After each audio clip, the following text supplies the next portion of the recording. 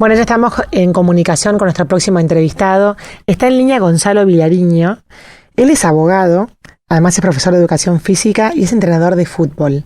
Y ha resumido toda su experiencia entrenando a los murciélagos, la selección argentina de fútbol para ciegos, en un libro llamado Mi otra mirada. Él aparece en la foto de la tapa con un antifaz puesto sobre los ojos.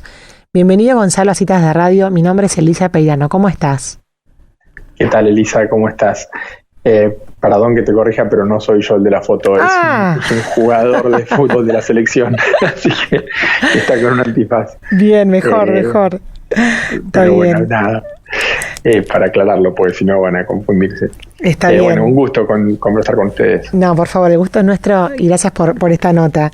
Bueno, quería, si querés, antes de arrancar formalmente, contanos un poquito ¿por qué tenés otra mirada después de haber transitado todo lo que transitaste con este equipo que fue ganador del mundo en el 2006 y después en otra oportunidad también ganó los Juegos Olímpicos? Pero contanos un poquito por qué decís que tenés otra mirada. ¿Qué pasó ahí? Porque, aparte de la experiencia de haber trabajado con ellos durante años más o menos, me encontré con que el mundo era diferente si uno lo miraba desde otro lugar, ¿no? Uh-huh. Básicamente había un montón de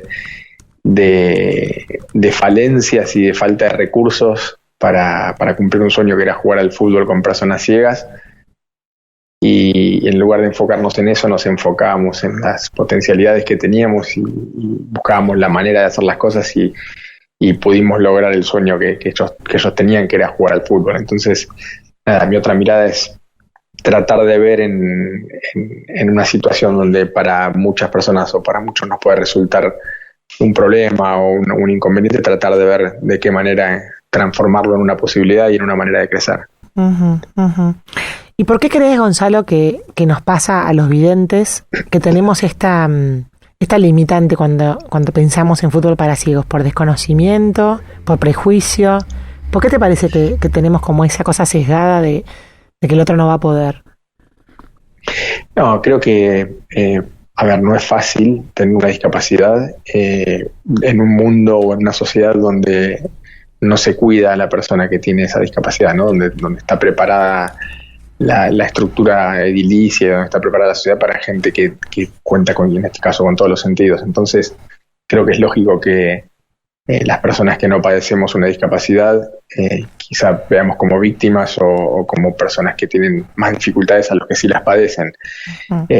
No está mal, pero uno cuando después conoce la realidad más cercana de estas personas que tienen quizá algún inconveniente físico, se da cuenta de que las cosas se pueden hacer igual y que la felicidad pasa por otro lado. O sea, no tienen los mismos sueños y las mismas ganas y los mismos objetivos que cualquier persona.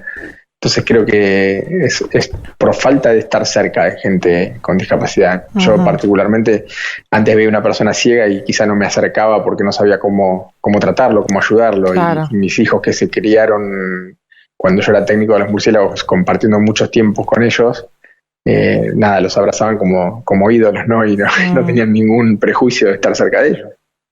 ¡Qué bárbaro!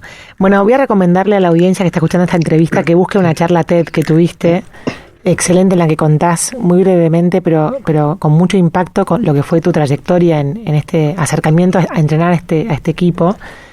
Y me acuerdo que vos te definías como alguien que le apasionaba el alto rendimiento, ¿no? Y tenías como dos trabajos, uno relacionado con el alto rendimiento en remo y después fuiste a entrenar a este equipo de gente no vidente.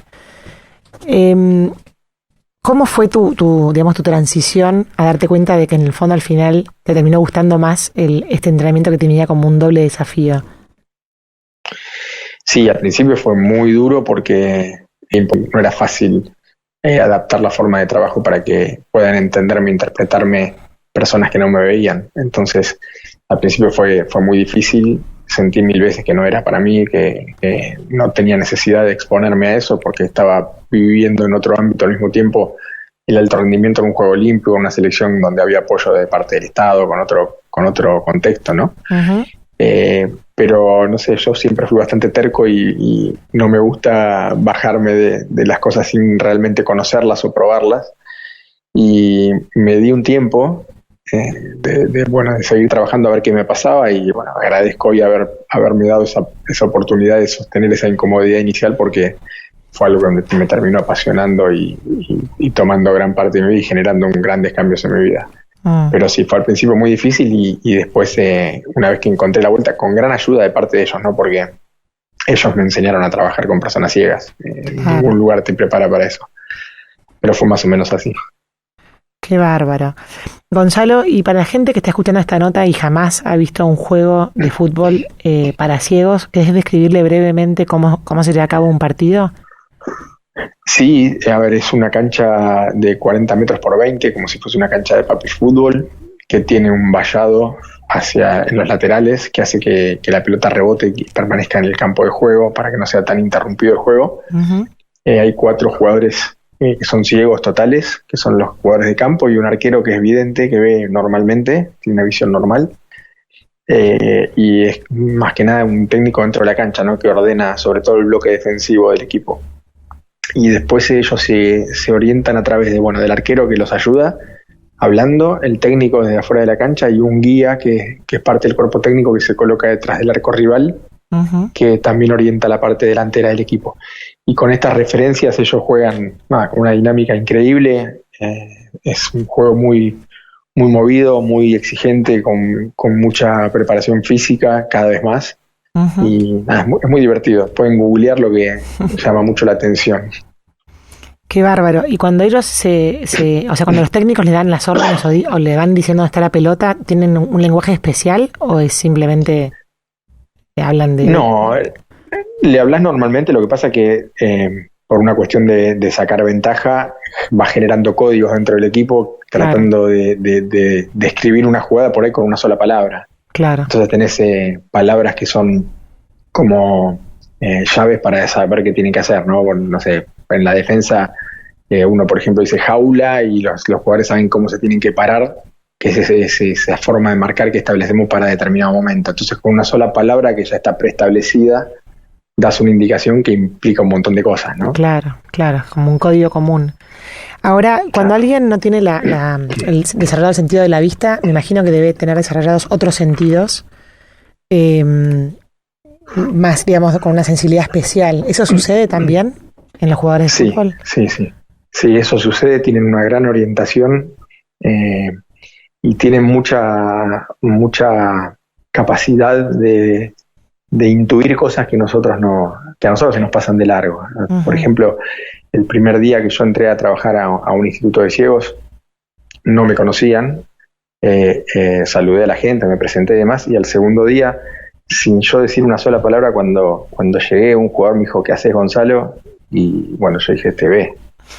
Y en realidad después, cuando entré en confianza, le pregunté cómo se había dado cuenta, y se había dado cuenta que era yo por el perfume, porque yo usaba el mismo perfume el día anterior. Mirá. Entonces son cosas que quizá uno no las toma en cuenta o pasan de largo, y ellos enseguida son herramientas que a ellos les sirven para resolver un montón de cosas, ¿no? Entonces tienen mucho más desarrollados otros sentidos y eso les permite adaptarse un poco mejor a esta discapacidad que les tocó. Qué bárbaro. ¿Y por qué juegan con antifaces? Y eso es porque cuando empezaron a jugar no había tantos ciegos que se animen a jugar al fútbol. Entonces había chicos que son disminuidos visuales, que tienen un resto de visión, y para generar una igualdad de condiciones con los que no veían nada, todos se colocaban ese antifaz. Ah, está bien. Es hoy también una forma de asegurarte que el que juega no ve, ¿no? Claro, sí, está bien. Y vos contás en la charla que vos probaste jugar, ¿verdad? Yo probé jugar, es imposible, y después desistís porque más allá del miedo que te da y la desorientación que sentís, pones en riesgo la integridad física de ellos, porque al vos estar desorientado los puedes chocar vos a ellos. ¿Y ellos no se chocan? Se chocan, sí, porque juegan muy rápido y nada, cuando van a buscar la pelota van al 100%, pero cuando hay más choques generalmente cuando hay equipos poco experimentados. ¿Sí? Cuando juegan dos equipos con mucha experiencia es muy raro que haya choques. Qué bárbaro. Y Gonzalo, vos sos de profesión abogado.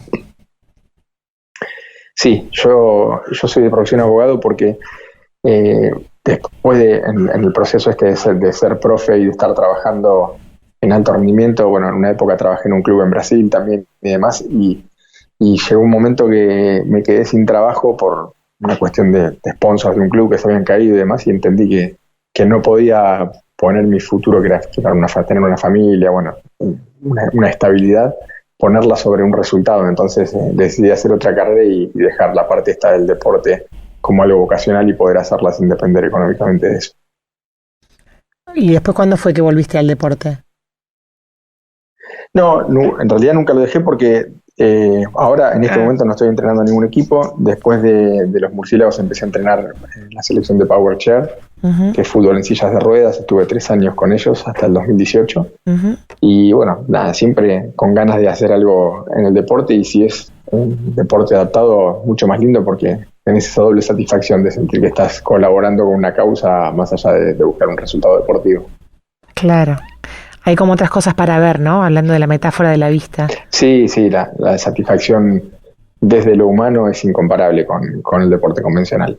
O sea, es muy lindo también y podés generar muy buenos grupos en el deporte convencional, pero acá hay mucha humanidad que termina estando por encima de lo deportivo. Qué importante eso que decís.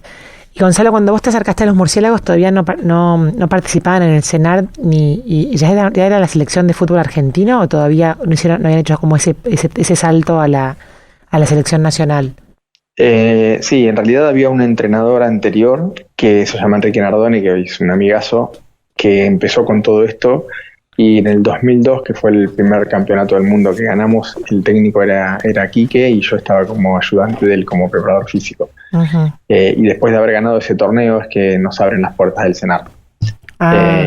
Después los murciélagos se hicieron más conocidos en el 2006 porque ganamos de vuelta el Mundial, y fue acá en Buenos Aires. Quizás fue el momento donde más reconocimiento tuvieron. Claro, está bien. Ahí tuvieron más visibilidad, no usando la palabra de la vista. Sí, tal cual. Qué bárbaro. ¿Y cuál es la lección más importante que te llevas, Gonzalo, de todo esto de toda esta trayectoria que has tenido? En realidad lo que más me marcó, quizás esto, como decís vos, la lección más fuerte es el aprender a disfrutar el camino, ¿no? Porque yo tuve la suerte de que con este equipo logramos 2 campeonatos del mundo, y fue distinto el primer ciclo respecto del segundo en estos 2 campeonatos, porque en el primer ciclo salimos campeones del mundo. Yo venía con una formación diferente de otro lugar, de la selección de remo y demás, y cuando terminó el torneo y logramos lo que queríamos, en un momento me replanteé si todo el proceso había sido tal cual lo hubiese elegido yo. Uh-huh. Y me di cuenta que había un montón de cosas que no disfruté como hubiese querido disfrutarlas, y que quizá me exigía demasiado en ciertas cosas, al equipo también. Entonces, y que mantenía quizá una cierta distancia con los jugadores para no convertir en amistad quizá lo que era el rol de entrenador-atleta, ¿no? Y después, cuando me tocó ser técnico, me propuse disfrutar cada entrenamiento, permitirme esta cercanía con el deportista, lograr esa comunión, ¿no? Que el deportista no es solo deportista dentro de la cancha, es una persona que afuera tiene un montón de aspectos y había un montón de cosas que hacer en eso. Uh-huh. Y disfruté muchísimo más el segundo proceso. Entonces aprendí que más allá del resultado, y después con Power, por ejemplo, no hubo resultados porque es un deporte que a nivel internacional se juega hace 30 años, y en Argentina lo iniciamos nosotros o estuvimos en las etapas iniciales, y logramos mejorar muchísimo y estar entre los 10 mejores equipos del mundo, pero estábamos lejos todavía de ser el equipo campeón del mundo. Y sin embargo, a pesar de que el resultado no fue ser los número 1, disfruté muchísimo el camino también. Entonces creo que rescato eso, ¿no? El tratar de disfrutar el día a día y el camino, sacando lo numérico o lo que es el resultado deportivo, que puede estar o no. Sí, me parece que está bueno valorar cómo uno va recorriendo ese camino, sobre todo. Claro, recién hablábamos, cuando presentábamos esta nota al aire, de la importancia de las historias detrás, porque más allá del resultado, que quizás, como decías vos, el ganar el Mundial a los murciélagos les dio una visibilidad distinta, sin embargo hay historias también se hubieran perdido, porque lo valioso está en otro lado también, ¿no? Sí, ni hablar, ni hablar. El tema es que la gente se entera solamente si sos campeón del mundo, pero para nosotros, para mí hubiese sido una experiencia fantástica igual. O sea, lo que me regaló esto no son las medallas del campeonato del mundo, sino que hayan pasado, no sé, 15 años al día de hoy y que los jugadores me llamen para el día de mi cumpleaños o para Navidad y sigan acordándose de esa relación que tuvimos en determinado momento, ¿no? Haber generado eso es mucho más fuerte que tener una medalla o no tenerla. Claro, claro, esas son las verdaderas medallas. Ujú, tal cual. Bueno, Gonzalo, la verdad que hemos disfrutado muchísimo esta conversación. Te agradecemos muchísimo por esta y bueno, que tengas un lindo fin de año y unas lindas fiestas en familia. Bueno, el mismo deseo para ustedes y nada, el mensaje para mí, si me permitís decirle a la gente que se acerquen al deporte paralímpico y a los deportes de personas con discapacidad porque se van a asombrar de las cosas que pueden hacer. Es muy entretenido y la verdad que está bueno difundirlo porque creo que los valoran muy poco respecto de otros deportistas. Buenísimo y qué bueno que lo decís porque podemos poner citas de radio a disposición de eso, así que muchísimas gracias. Bueno, bárbaro, les mando un beso. Un saludo inmenso, adiós. Chao, chao. Bueno, y así con esta voz tranquila y calmada, nos hablaba Gonzalo Vilariño, el coach entrenador de fútbol de la selección de fútbol para ciegos, los murciélagos, contándonos esa experiencia y vuelvo a repetir, busquen la charla TED que hay en internet, que vale la pena escuchar sus enseñanzas.